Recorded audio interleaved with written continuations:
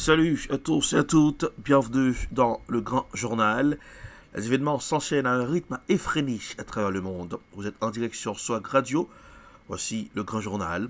Depuis le studio de Swag Radio pour présenter le Grand Journal, Erlich Dorelas, la capitale des grandes écoles du monde, Boston, Massachusetts.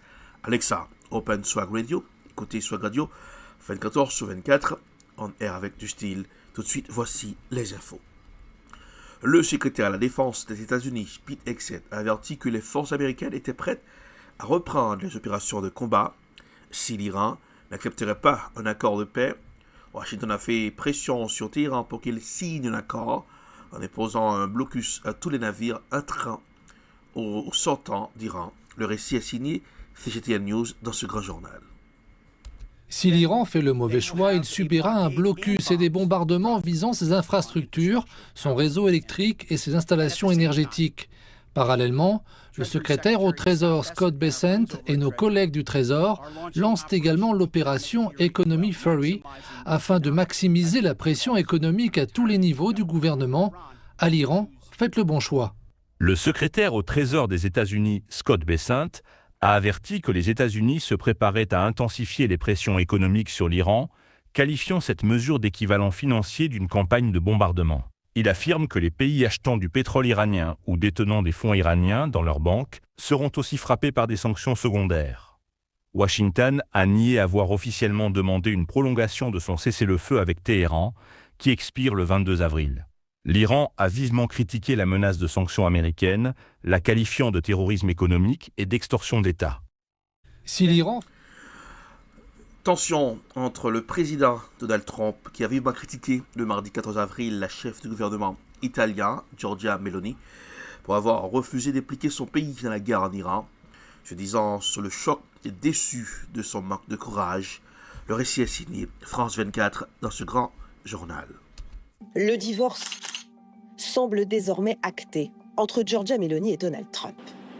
Pourtant, jusqu'ici, les deux dirigeants affichaient une entente parfaite. En janvier 2025, Giorgia Meloni est la seule chef d'État européenne invitée à son investiture. Quelques jours avant, Donald Trump l'accueille dans sa propriété de Mar-a-Lago, demandant une ovation à ses invités pour celle qu'il qualifie alors de grande dirigeante. Changement de ton brutal en début de semaine. Je pensais qu'elle avait du courage, mais je me suis trompé, déclare-t-il à un quotidien italien et réitère à la télévision américaine. Avons-nous toujours les mêmes relations avec l'Italie et Giorgia Meloni ? Non, elle a été négative. C'est pareil avec tous ceux qui ont refusé de nous aider en Iran. Nous n'entretenons plus les mêmes relations. La veille, la présidente du Conseil avait déjà pris ses distances avec Donald Trump suite à sa charge contre Léon XIV, critiquer le pape, une ligne rouge à ne pas franchir. Ces déclarations dirigées contre le souverain pontife sont inacceptables. Je ne suis pas d'accord, donc je le dis. Un divorce salué comme une bonne nouvelle par de nombreux Italiens qui attendaient la rupture depuis un moment. Elle a bien fait. On peut se demander pourquoi elle ne l'a pas fait avant. Elle a cherché un appui en lui en pensant de manière imprudente qu'on pouvait faire confiance à Trump.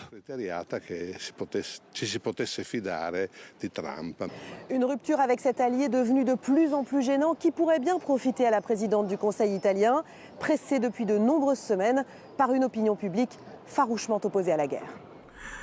Les pays du Golfe appellent à un rapprochement diplomatique avec l'UE. Dans une interview accordée à Euronews, le secrétaire général du Conseil de coopération du Golfe appelle à renforcer le partenariat entre les pays du Golfe et l'Union européenne au lendemain de la guerre avec l'Iran. Le récit est signé Euronews dans ce grand journal. La Chine et la Russie ont opposé leur veto à la résolution le 7 avril, déclenchant un débat obligatoire à l'Assemblée. M. Fu a déclaré que la Chine comprenait les préoccupations des États du Golfe. Il a cependant mis en garde contre toute mesure susceptible d'aggraver les tensions. Il a appelé à la sauvegarde de la navigation dans le détroit et a exhorté l'Iran à rétablir la circulation maritime habituelle. Il a également mis en garde contre un renforcement du déploiement militaire américain et les blocus ciblés, dangereux et irresponsables. M. Fu a indiqué que la question d'Ormuz était une répercussion d'un conflit plus large, soulignant que seul un cessez-le-feu global pouvait apaiser les tensions. Il a exhorté toutes les parties à respecter les accords de cessez-le-feu et à rechercher le dialogue et des solutions politiques. La situation a atteint un stade critique à la frontière entre la guerre et la paix. Une fenêtre vers la paix s'ouvre. La priorité est désormais d'empêcher un retour au conflit et de maintenir l'élan durement acquis en faveur du cessez-le-feu et des pourparlers. Cela sert les intérêts fondamentaux des populations de la région et répond aux attentes communes de la communauté internationale. Le président Donald Trump a annoncé jeudi qu'un cessez-le-feu de 10 jours entre Israël et le Liban avait été conclu. L'accord qui est entré en vigueur à 17h donnera un peu de répit aux Libanais, qui continuaient d'être bombardés par Israël malgré la trêve conclue entre Washington et Téhéran. La semaine précédente, cet arrêt des hostilités au Liban, salué par l'Iran, et un important pas vers une attente de paix durable entre les États-Unis et l'Iran. Donald Trump a affirmé que Téhéran aurait même accepté de renoncer à l'arme nucléaire, information qui n'a pas été confirmée par la République islamique. Le reportage David Hall-Georgis de Radio-Canada dans ce grand journal. La guerre en Iran a renforcé les relations entre les pays du Golfe et l'UE, a déclaré à Euronews le secrétaire général du Conseil de coopération du Golfe, Yassem Al-Boudaïwi. À la suite des... Le cessez-le-feu de 10 jours au Liban va-t-il être respecté? Quelle sera la différence cette fois? C'est moi la différence, dit-il en toute modestie, c'est moi. Je pense qu'on aura une entente, dit-il, et les dirigeants d'Israël et du Liban vont se rencontrer à la Maison-Blanche d'ici une semaine. Pourtant, le président libanais, Joseph Aoun, aurait refusé de parler à Benyamin Netanyahou aujourd'hui. Mais ce cessez-le-feu au Liban faisait partie des conditions de l'Iran pour retourner à la table de négociation avec Washington. À Téhéran, le chef de l'armée pakistanaise, Asim Mounir, qui agit comme médiateur dans le conflit, poursuit les pourparlers avec le président iranien, Massoud Pezeshkian, le ministre des Affaires étrangères, Abbas Araghchi, et Mohamed Ghalibaf, le président du Parlement. Mais aucun signe du leader suprême. On parle d'une deuxième ronde de négociations avec Washington. Ils sont d'accord pour restituer la poussière nucléaire, dit-il, qui est enfouie sous les gravats. S'agit-il du 400 kg d'uranium enrichi à 60%? En tout cas, ils n'auront pas d'armes nucléaires, dit Donald Trump. Quant à son désaccord avec le pape, je n'ai rien contre le pape, dit-il. J'ai dit que l'Iran ne doit pas avoir l'arme nucléaire. J'ai le droit d'être en désaccord avec lui. En visite au Cameroun, le pape continue à prêcher pour la paix dans le monde. Le monde est ravagé par une poignée de tyrans, dit-il. Woe to those who manipulate religion in the very name of God for their own military, economic or political gain. Malheur à ceux qui manipulent la religion pour des fins militaires, économiques et politiques, dit-il, plongeant tout ce qui est sacré dans les ténèbres et la souillure. Avec ce cessez-le-feu au Liban, Donald Trump affirme qu'il a résolu 10 conflits dans le monde. Et pour ce qui est des pourparlers avec Téhéran, il n'écarte pas la possibilité de se rendre lui-même à Islamabad pour négocier avec le régime iranien. Ici Azeb Oldegurgis, Radio-Canada, Washington. Le Conseil de sécurité de l'ONU devrait se concentrer sur l'apaisement au Moyen-Orient. L'Assemblée générale de l'ONU a tenu une réunion de procédure après l'échec du Conseil de sécurité à adopter un projet de résolution sur la réouverture du détroit d'Ormuz. Le représentant permanent de la Chine auprès de l'ONU, Fu Kong, a déclaré que les actions du Conseil de sécurité devraient se concentrer sur l'apaisement et qu'elles ne devaient pas légitimer les opérations militaires non autorisées. Le récit est signé CGTN News dans ce grand journal. La Chine et la Russie ont opposé leur veto à la résolution le 7 avril, déclenchant un débat obligatoire à l'Assemblée. M. Fu a déclaré que la Chine comprenait les préoccupations des États du Golfe. Il a cependant mis en garde contre toute mesure susceptible d'aggraver les tensions. Il a appelé à la sauvegarde de la navigation dans le détroit et a exhorté l'Iran à rétablir la circulation maritime habituelle. Il a également mis en garde contre un renforcement du déploiement militaire américain et les blocus ciblés, dangereux et irresponsables. M. Fu a indiqué que la question d'Ormuz était une répercussion d'un conflit plus large, soulignant que seul un cessez-le-feu global pouvait apaiser les tensions. Il a exhorté toutes les parties à respecter les accords de cessez-le-feu et à rechercher le dialogue et des solutions politiques. La situation a atteint un stade critique à la frontière entre la guerre et la paix. Une fenêtre vers la paix s'ouvre. La priorité est désormais d'empêcher un retour au conflit et de maintenir l'élan durement acquis en faveur du cessez-le-feu et des pourparlers. Cela sert les intérêts fondamentaux des populations de la région et répond aux attentes communes de la communauté internationale. Les pays du Golfe veulent se rapprocher diplomatiquement de l'UE. Dans une interview accordée à Euronews, le secrétaire général du Conseil de coopération du Golfe appelle à renforcer le partenariat entre les pays du Golfe et l'Union européenne au lendemain de la guerre avec l'Iran. Le récit est signé Euronews dans ce grand journal. La guerre en Iran a renforcé les relations entre les pays du Golfe et l'UE, a déclaré à Euronews le secrétaire général du Conseil de coopération du Golfe, Yassem Al-Boudaïwi. À la suite des frappes américano-israéliennes contre l'Iran, Téhéran a riposté en lançant des centaines de missiles et de drones contre ses voisins, notamment le Qatar, les Émirats arabes unis, le Koweït et l'Arabie saoudite. Le secrétaire général a sous-entendu vouloir développer la coopération entre les deux blocs. Escalation in our region and the Iranian continuous attack on the GCC country brought the GCC-EU into even closer relationship. Le président du Conseil européen, Antonio Costa, a effectué une tournée dans la région du Golfe cette semaine, la première visite diplomatique depuis le début de la guerre en Iran.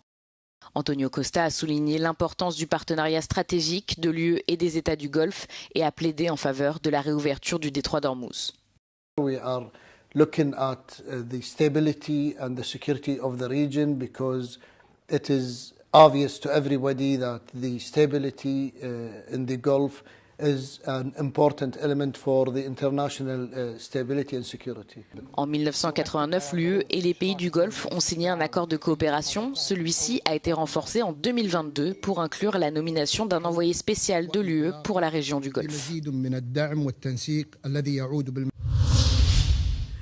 Dans un contexte de tensions géopolitiques persistantes, les autorités cubaines ont affirmé leur détermination à faire face à toute éventuelle agression militaire des États-Unis. Le gouvernement de La Havane assure disposer des capacités nécessaires pour défendre sa souveraineté, tout en renforçant ses alliances stratégiques avec ses partenaires internationaux, notamment la Chine et la Russie. Le récit, les détails sur BFM TV dans ce grand journal. Où en est Cuba? Cuba est prêt à faire face à toute agression militaire, c'est ce que dit son président. On en parle avec Gaspard Estrada. Bonjour, vous êtes membre de l'unité Sud Global de la London School of Economic and Political Science, la fameuse LSE. Cuba qui a encore eu des déclarations, alors c'était hier à l'occasion du 65e anniversaire de la tentative d'invasion de la baie des Cochons, célébrée par Cuba. Le président redit, on est prêt à une agression militaire. On sait quand même qu'on n'est pas sur les mêmes ordres de grandeur entre Cuba et les États-Unis. À l'évidence, s'il y a une action militaire américaine à Cuba, oui. Il est fort probable. C'est réglé. Oui. Néanmoins, une fois encore, la question, c'est qu'est-ce qui se passe après? On voit bien, et on l'a appris par la presse américaine, que Donald Trump s'informe désormais non pas en briefing, mais à la visionnage de bombardements lors d'opérations spectaculaires du cas iranien. Néanmoins, la question qui se pose, c'est qu'est-ce qui se passe après le bombardement? Quels sont les interlocuteurs pour pouvoir contrôler, diriger un pays si l'administration américaine souhaite changer de régime? Et je ne vois pas aujourd'hui à Cuba qui pourrait diriger ce pays, qui pourrait assurer une stabilité. Et à l'extérieur peut-être de Cuba?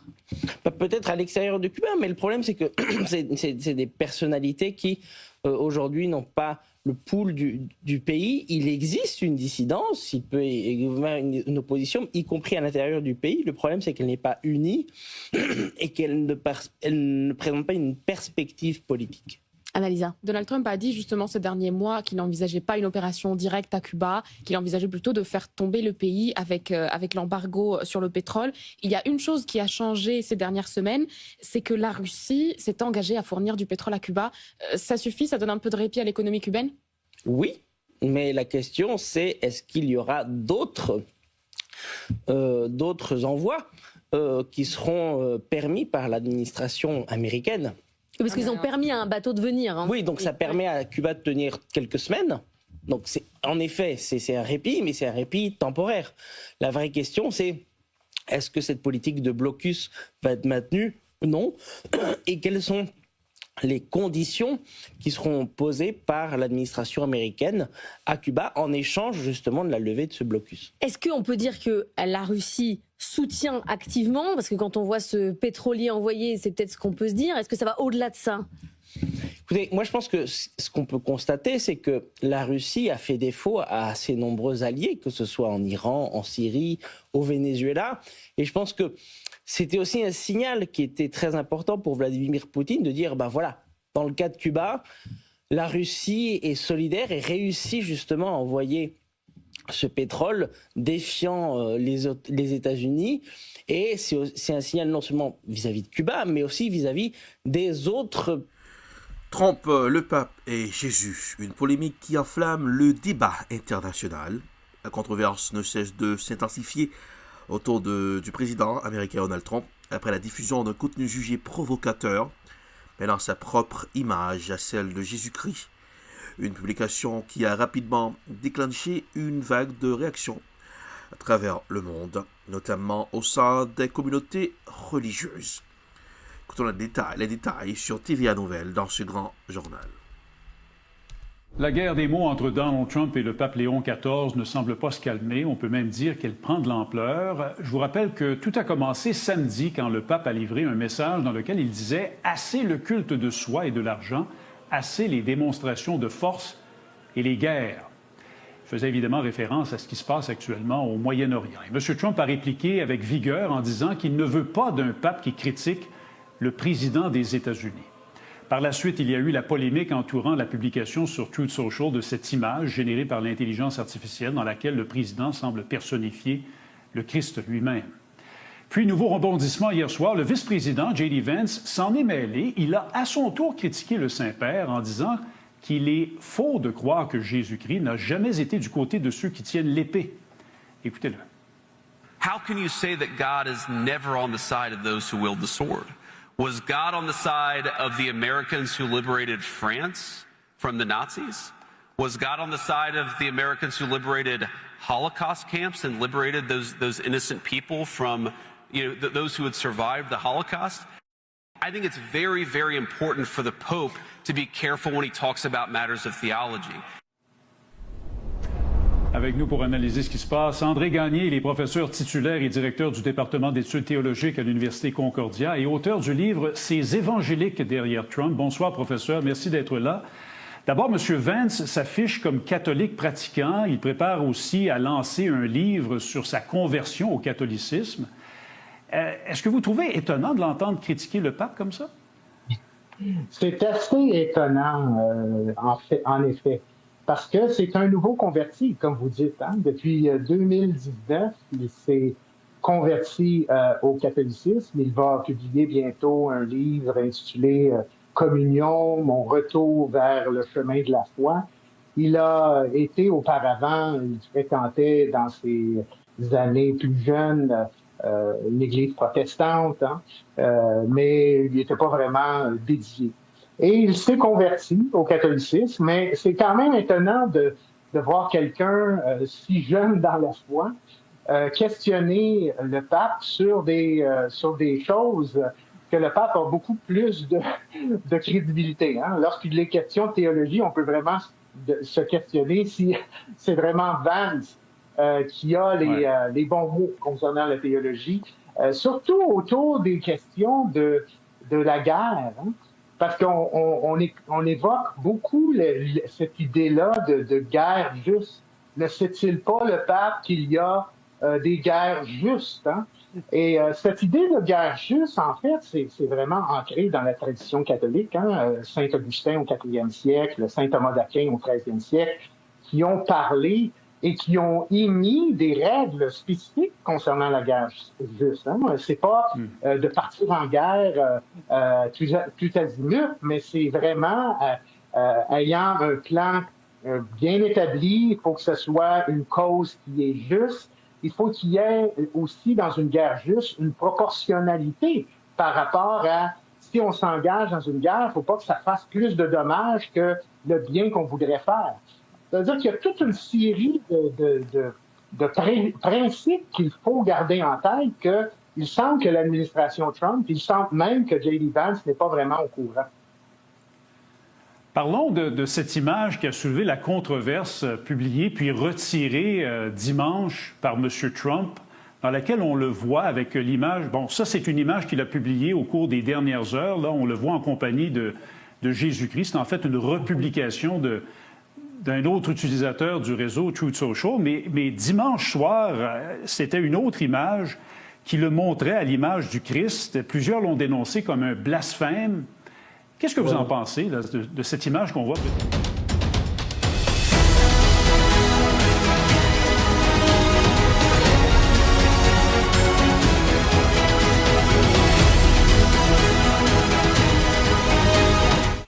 De retour pour la suite de ce grand journal sur Swag Radio avec Erlich Torellas, Swag Radio On Air avec du style, Alexa Open, Swag Radio. Écoutez Swag Radio 24h sur 24. Allez, pendant ce café créole, de Place to Be pour la bonne cuisine haïtienne, de 99 Main Street, Everett. Chiffre le 6 à 17, de 94 14 25, pendant ce café créole, délicioso. Pour rester bien informé, info 5 sur 100 bavure, c'est l'affaire de P-News. Les infos à la vitesse de la lumière. Référence en matière d'infos, P-News. Le pape Léon XIV attendu en Guinée équatoriale dès le 21 avril. La Guinée équatoriale s'apprête à accueillir un événement d'envergure internationale avec l'arrivée annoncée du pape Léon XIV le 21 avril prochain. Cette visite pastorale très attendue par les fidèles catholiques du pays marque une étape importante dans les relations entre le Saint-Siège et cette nation d'Afrique centrale. Le récit est signé Africa News dans ce grand journal. Depuis le 13 et jusqu'au 23 avril, le pape Léon XIV est en visite sur le continent africain. Après l'Algérie, le Cameroun et l'Angola, où il est attendu ce samedi, le souverain pontife se rendra en Guinée équatoriale. Il arrivera le mardi 21 avril. Dans les rues de la capitale Malabo, des affiches annoncent déjà l'arrivée de cet invité spécial. Ce qu'il vient faire, c'est renforcer ou approfondir la foi chrétienne et catholique en Dieu. Et cela aidera également la société à éviter de se livrer à des comportements sociaux néfastes. Pour moi, la visite du pape en Guinée équatoriale est quelque chose de positif. Pourquoi? Parce qu'elle apportera de nombreux changements spirituels. Je pense qu'elle va motiver beaucoup de gens à aller à la messe. Dans ce pays de 2 millions d'habitants, près de 80% de la population est catholique. Tout comme au Cameroun, la situation politique de la Guinée équatoriale rend cette visite délicate. Nous irons en Haïti dans ce grand journal, principalement à Jacmel, situation de tension à Jacmel. Et a été dans la ville de Jacmel, une foule importante de citoyens s'est rassemblée devant la résidence du directeur général AI de la police nationale d'Haïti, Vladimir Paraison. Les manifestants réclamaient des mesures urgentes pour rétablir la sécurité dans la région. Écoutons les détails dans ce grand journal. Voilà, madame, messieurs, population eux-mêmes, ils arrivent exactement devant Notre département, l'État de Gaza a pris, notre département n'a payé notre prix sous complicité nous-mêmes, notre tête d'État. Nous n'avons pas de quoi pour la police fonctionner. Mais nous avons plusieurs milliards qui va dépenser dans l'apaisement, sans qu'il pas subventionner gaz, sans qu'il pas mettre matériel adéquat pour la police opérationnelle. Et nous avons dit ça, par exemple. Et nous venons tout ça. Souvent, nous venons tout ça avec le visage, nous. C'est parce que nous n'avons pas peur. Nous n'avons pas mourir. D'ailleurs, nous mourons déjà. Nous connaissons nous salver pour nous sortir. Nous venons bon message, ça. Jeudi, 16 avril 2026, nous demandons, week-end, ça n'a pas passé pour pas de réponse considérable, claire, concrète, qui baille dans ce qui a passé dans le quartier de guerre, qui menaçait Jacmel et m'a dit au ton. M'a monté devant là. Il menaçait, même genre à tout le monde Jacmel. Si vous sentez où c'est monde, si vous sentez où il y a moralité, si vous sentez où il y a dignité, c'est ça qui est pour faire ce spectacle-là. Et si pas qu'à faire, le maître de mission, il y a quelqu'un d'autre. Par exemple, sachez, les routes est faites par eux. Tout est dit, la première route consultant, c'est notre responsabilité. La route appelle,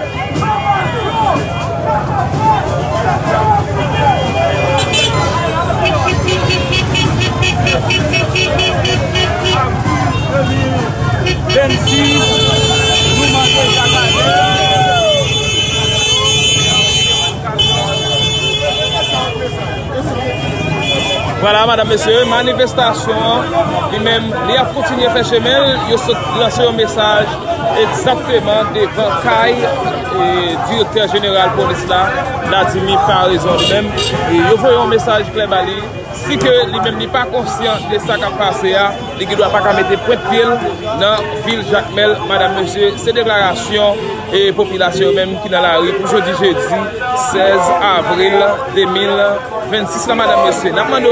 C'était les manifestants au micro de la presse, toujours en Haïti. Le directeur général de la police nationale d'Haïti, PNH, André Jonas Vladimir Paraison, a été auditionné par le juge d'instruction Denis Jaref Cyprien dans le cadre de l'enquête en cours sur l'assassinat du président Jovenel Moïse. Cette audition s'inscrit dans une nouvelle phase de la procédure judiciaire. Il va faire toute la lumière sur les circonstances entourant ce crime qui continue de secouer la nation haïtienne. Écoutons les détails dans ce grand journal signé Radio Télé-Guinée.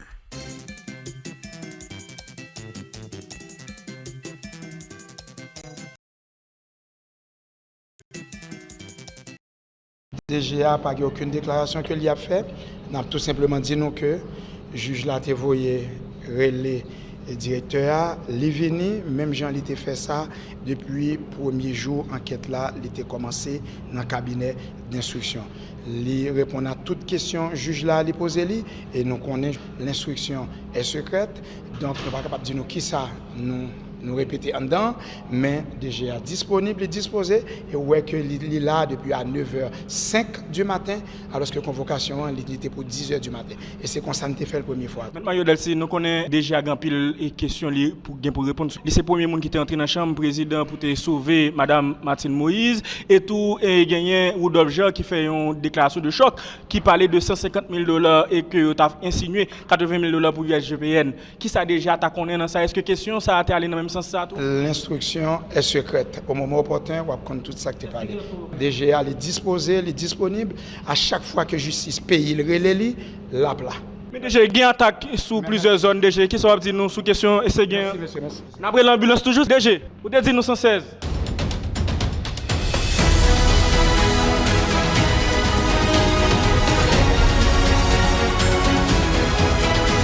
C'est la fin de ce grand journal pour ce vendredi 17 avril 2026.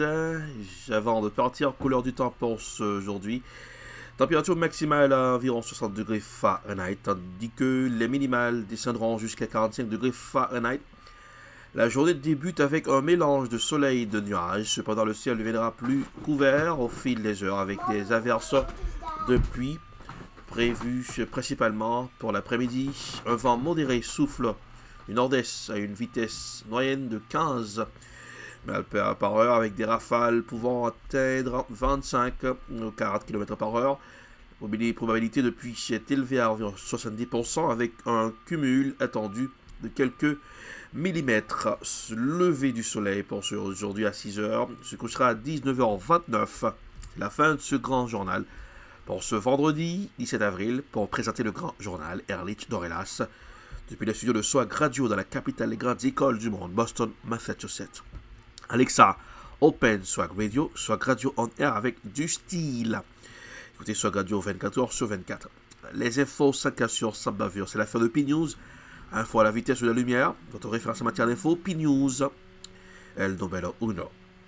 Bonheur Café Créole, la bonne cuisine haïtienne en 299 Main Street, Everett.